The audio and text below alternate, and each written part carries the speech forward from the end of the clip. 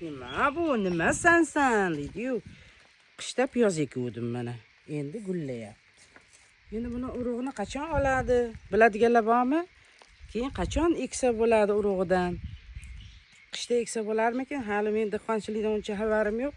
Lekin uvol bo'lmasini ekuvdim, mazza qilib piyozlarni yedik, endi gulladi mana.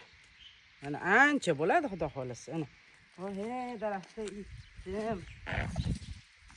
Balgaskilarim uncha ko'tarmayapti. Mana pomidorlarim sop qoldi, dehqonchilik qilyapman shu desanglar, o'rtoqlar. Faqat yerimiz qattiq bo'lib qoldi-da. Yo'llar yaxshi o'sgan. Pomidor yeyishga kelinglar. Ana meni hovlim. Hovlingizni ko'rsating deb anaqa muxlislarim so'rab qolishdi. Mana yaqinda yana travertin qildirdim.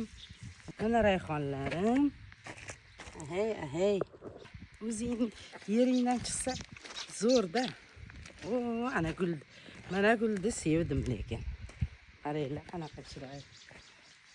Buni otini biladiganlar bormi? Menga bitta muxlisim podarka qildi bu gullarni. Alloh rozi bo'lsin. Mana yoqda ham.